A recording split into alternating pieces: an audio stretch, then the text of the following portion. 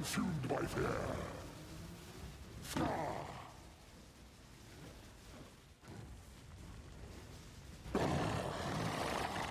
Forgive me.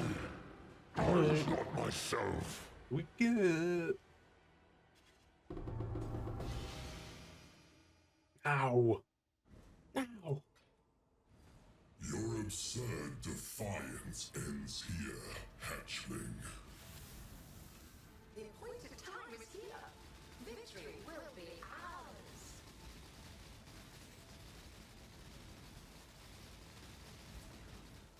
Annihilation. Incineration. The fires of 1,000 salvation. Disintegration. The hatchling Until the others arrive. surprises. You cannot hide from fate. Intolerance.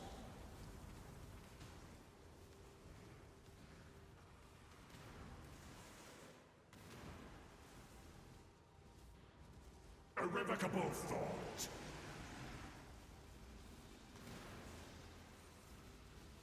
I am not the end.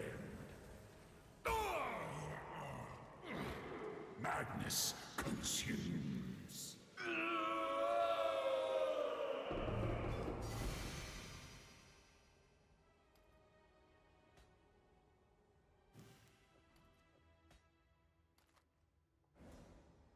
Okay, so that's our second Arc and Tools. And what do we get?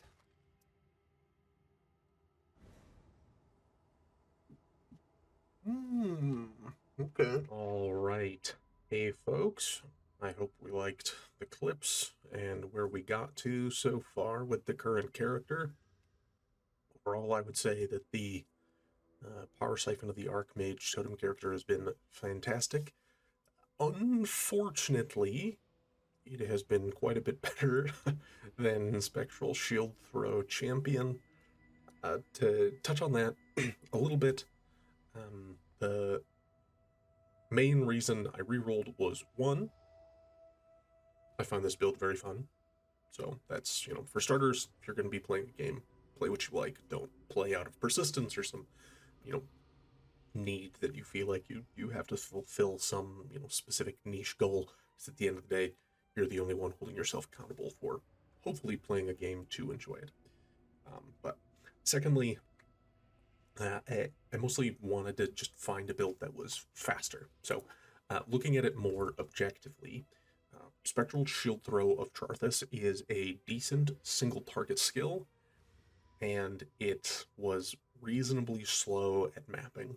Champion itself is quite good for on-hit damage reduction, but doesn't do a very good job with recovery and dots.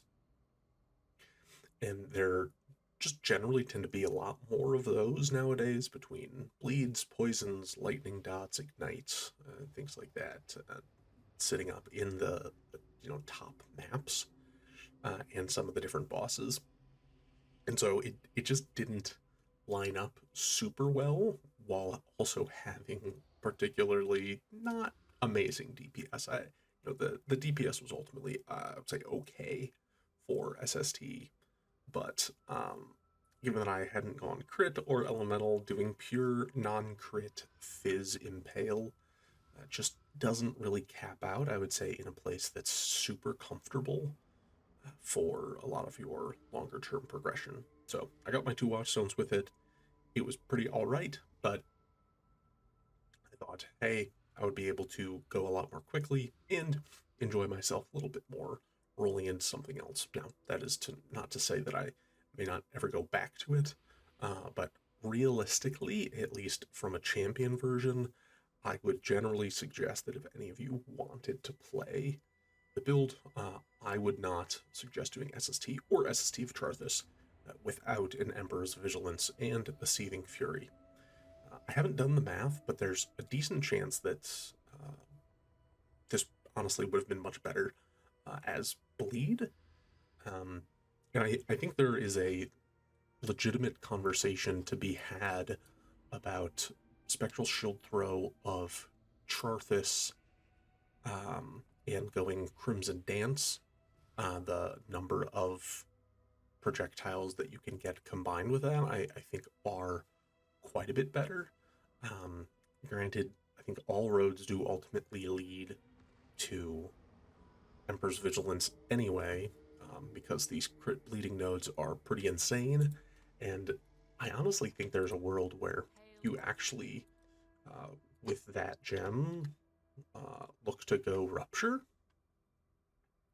because with the number of projectiles that you could possibly hit with, I think this actually could end up stacking up to be quite a bit to do crit bleed with SST of Charthus as either a Glad or, honestly, probably a Deadeye scaling mark effect, so you get additional splits with Sniper's Mark.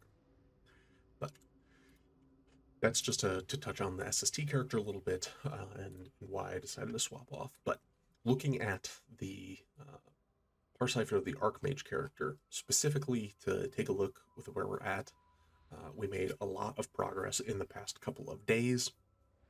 So we are using the Coiling Whisper tech, if you will. It's just kind of how the ring works. We're using Coiling Whisper for getting Soul Eater stacks. I'm not doing any sort of Blade Fall variation because we are a mana stacker. I found that really uncomfortable to try and actually get going and using all of your mana up for that. So I just have a 4-link of another Power Siphon with Hex Touch, Temp Chains, and less duration. I think this is perfectly good. I did another Power Siphon here just because I don't have to aim, and I find that to be quite nice. Because having to point in a correct direction can be annoying. And then I have the less duration support, of course, to make the temp chains last as short as possible. I have not spec'd into any of the reduced skill effect duration nodes that I've seen a lot of people click on here. Just frankly, it doesn't combo well with your Arcane Surge and your guard skills and your Sigil of Power, other things that you want to have a higher duration on. And honestly, the temp chains itself, it lasts 1 second, or just over 1 second. I see absolutely no reason why you can't just click it. It's been perfectly fine.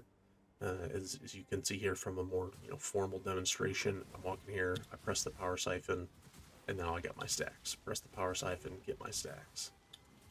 Press it, get my stacks. So the lag between is not ridiculous at all, and then obviously once you get up your 45 stacks, it's just a quick tap here. So it's very easy to essentially do a rotation when you're fighting packs or when you're fighting bosses, to just drop a couple totems and then quickly press Power Siphon and Frenzy, then totems, Power Siphon, Frenzy, totems, Power Siphon, Frenzy. Yeah, obviously it's clicking a few extra buttons than just being able to click one or not have to worry about it at all. But the idea of I want to keep up Frenzy charges and Soul Eater stacks, so I just click ER on my keyboard while I'm going through, and then I don't have to worry about killing anything, or since I have Ancestral Bond, so I don't do any damage with these. I think it's great. It's pretty comfortable. I've absolutely no issues with that, and then I don't have to worry about losing all of the mana regen from using the Bladefall of Charthus. So that is how I'm getting those Soul Eater stacks. And if you didn't know, one of the reasons why using Soul Eater on a totem build, specifically an attack totem build, is so particularly potent is Wilma's Requital. So this helmet says increases and reductions to cast speed apply to attack speed. That happens separately or in addition to any additional attack speed that you get. So if any buff or modifier gives you in a separate line increased attack speed and increased cast speed. Like, for example, haste. So you see that these are a new line that's delineating between those. That means that Wilma's Requital will actually transform that 23% cast speed into attack speed, and then you will of course still get the 23% attack speed. So haste with Wilma's Requital on will actually mean 46% increased attack speed from this level 18 gem. Why that is so important is because Soul Eater also gives cast speed and attack speed as separate individual stats. And so that means at 45 stacks, because we double dip, we are getting 450% increased attack speed, which means that I'm doing roughly 10 attacks per second with each totem. And that's a lot. That's a lot of attacks. That's pretty good. So that's the particularly big combo. I decided to go Power Siphon to the Archmage because it was reasonably easy to scale, and I generally find it to be pretty comfortable. I was looking at some other options. I think there's some pretty cool builds that you could do as well if you went like Deadeye Ballistas and did Scourge Arrow of the Menace, Tornado Shot. There's even some options for maybe Toxic Rain, or some other Chaos Dot scaling. Toxic Rain was actually one of the other ones I've done as Ballista previously, which I thought was particularly cool as well.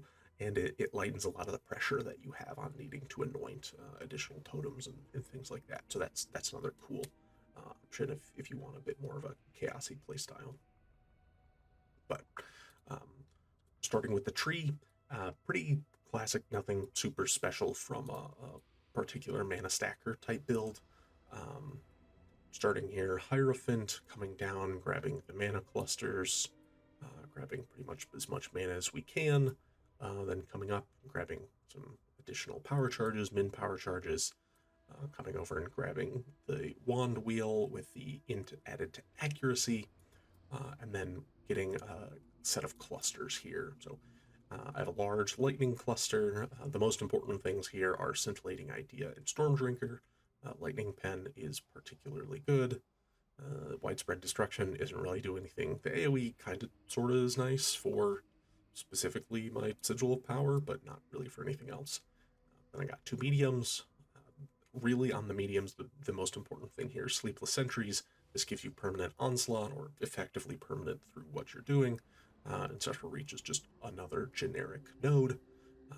Then we have Eye to Eye Repeater. Eye to Eye, this is just a lot of increased damage, because most of the time you're always going to be nearby with where you're casting your totems at. And then just some more attack and cast speed. This is a decent note of where you see how with this attack and cast speed are in the same single line.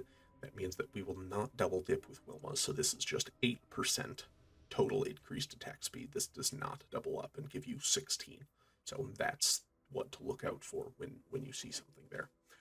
And then right now we just have a single small cluster jewel with Scintillating Idea as well for more max mana and Lightning Pen.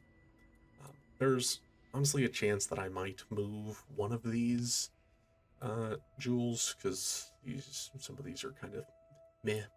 Most of them I'm just looking for max mana and then a little bit of res here and there. So this is max mana lightning res. This is some flat mana, some Ellie res. This is life mana, fire cold. This is just mana, some decks. So nothing particularly wild. Like I said, decent chance I may kind of shuffle some of these around, get in another small cluster jewel, probably another Scintillating Idea. If I'd want to look for it, I'd have to math out to see if some of these small nodes that I've grabbed, like, this actually end up panning out to be more or less for some of the different stats, but that's fine. For gear, we did get a Cloak of Defiance, and we got it 6-linked with a Morrigan, so that is quite nice. I was originally planning, I was using this Cardinal Armor previously with just a bunch of different stats, and then My 6-link luck has been absolutely terrible, but I was previously working on trying to 6-link this necrotic armor, which I was then going to split and craft up. That is another also fantastic option.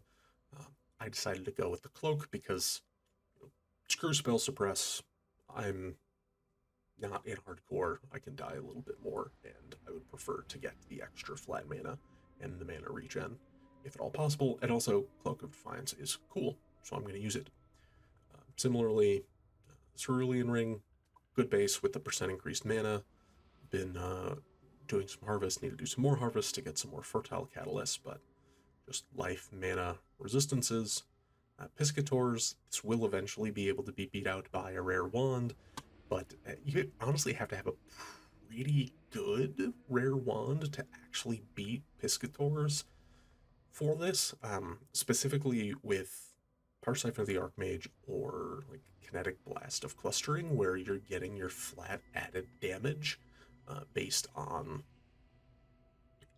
your mana.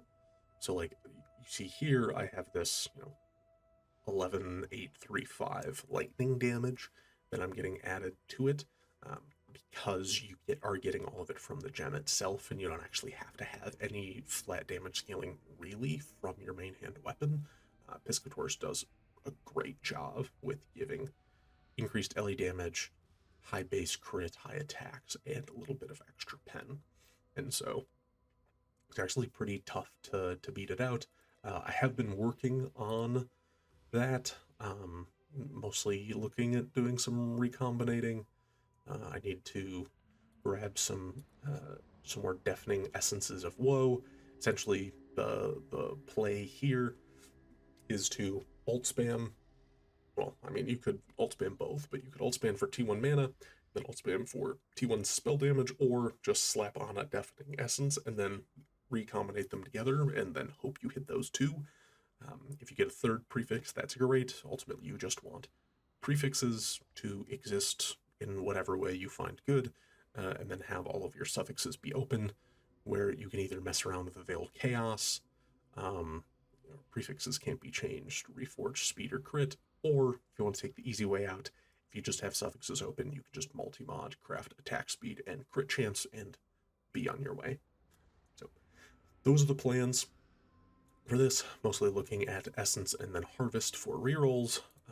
Similarly, same thing for our shield.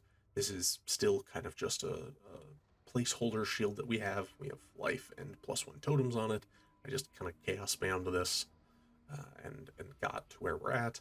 I could certainly try and craft one that's a bit better, but what I've been working on has been getting a better base, things to look on for this. I'm specifically going to be doing an Evasion ES base, because I still want to be able to roll flat accuracy if at all possible, because we're getting a lot of flat accuracy from the Piscators. Once we swap that to a new wand, we likely won't get that accuracy back. And to keep our accuracy capped, I would like to get T2 or higher roll here. So once again, I'm going to be making some bases, try and kind of just slap them together with some recombinators most likely, and then to get the +1 number of summon totems. This was actually buffed this league with Shapers Exalts, but as long as you just have a single open prefix with the shield that you want to work on, you can just hit it with a Shaper's Exalt, and the only Shaper prefix on shields is +1 totems. So it is guaranteed, so you can kind of craft whatever you want your perfect shield to be before, and then just slam it on, and then you're good to go.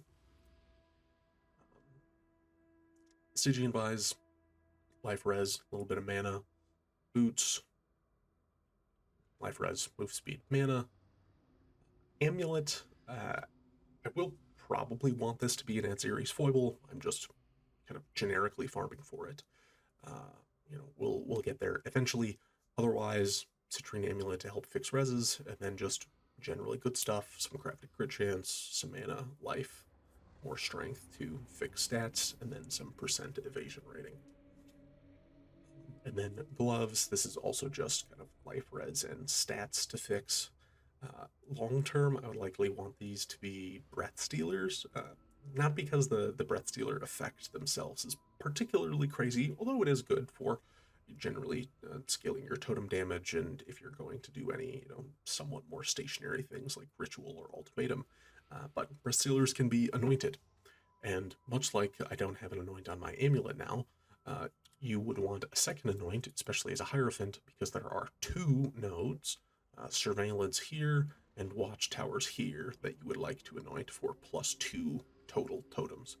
So if you use breath stealers, they're decent with what they give, some mana, some all res, and their rare mod stats for the little pustule things that they summon, but you can anoint both your gloves and your amulet for, up to 8 totems. So that is particularly good. That's really the main stuff that we've got. Pretty normal links: crit damage, pierce, totem, wed, and lightning pen. Merc, I haven't really been using one, to be completely honest. I kind of took Shock Ambusher off a while ago, and I forgot to put him back on. But this is who I was using at the time. You can see pretty much just has random gear on at the moment. I was specifically using him for the summon skitterbots for a little bit of chill, some additional shocks and conductivity, and then just Shaper Seed for some mana regenerate and life regenerated per second. Obviously, if and when I ever get a Doriani's, I will be a degenerate and use the whole Doriani's thing. I even have some rings here that I'm prepped and waiting. I got a -100 and a -57 ring that I can slap on for them, but we're not there yet. Haven't gotten it. But okay, what am I doing next, and what am I targeting mostly? So the next big things to solve for me are breath stealers, getting oils for anoints, finishing catalysts, and then actually getting my wand crafted. So I'm mostly running 2 trees here for our awakened gems. Certainly it's just going to be destructive play. We're going to run through as much as we can for that. We'll also be doing a little bit of Harbinger as one of the other semi-decent options, if you're not going to go the Recombinator route, would be to just try and fracture T1 mana on an imbued wand. That's obviously much easier said than done, but I've slowly been farming up a fracturing orb. I'll probably get there in the next couple of days for trying, and so if I'm actually able to hit the T1 mana fracture, I can also just go about spamming deafening essences until I hit what I want for the prefixes, and then I can mess around with the suffixes like I noted. So there's an option there. And then I actually recently had this as Beasts and Ritual. I can update this because this is no longer Beasts. This is actually Alva, Light, and Ritual. So Alva, I will be farming some double corrupts. I've picked up a handful of additional Wilmas. That's less necessary at the moment. But then I also spec'd into some other blight things for getting the oils and the breath stealers. But at the very least, right now, my next main goal will be doing this June Harvest Legion tree harvest for swapping around and doing some of our different catalyst crafting and the like. June, just because honestly, I'm really liking Riker's Ancient Orbing and Giannis's selling from Kadiro. I think, especially in SSF, it's a pretty good way to get the, tier 2-ish uniques that would be much more rare to typically get. So I've been liking that a lot. And then Legion, I would love to get a Brutal Restraint. Strength and Dex. Dex way more than Strength is typically hard to get on Hierophants. And I'm getting a lot of heavy lifting from my gloves, but if I want to move to Breath Stealers, I would likely need to revamp a lot of that, and so I think a Brutal Restraint would be able to fix that a lot. So I've spec'd back into Legion to try and farm that out. And so that's where we're at, what we're working with. We're currently a 95. We have all 4 of our Watchstones, and the only things we haven't done are the Hidden and the Feared right now for total invitations.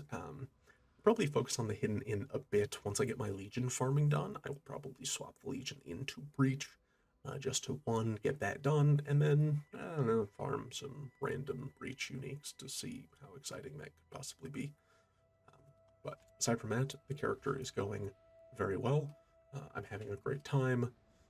Haven't dropped anything else yet to make me want to re-roll again, but the character has been super comfortable, and I look forward to getting some of the cool new uniques. If I get that something of the Rose staff that summons the Shaper, I will most certainly be rolling an Inquisitor and figuring out how to use that, because that staff seems absolutely sick, but we haven't gotten it yet, so I'm going to try and not be crazy until we get there. But I've got my eyes on it. Something staff and Winter Weave and that Archon's Tools belt, reverse chill, EB. I've got thoughts. But anyway, before I continue to ramble, thank you for watching, and I'll catch you later.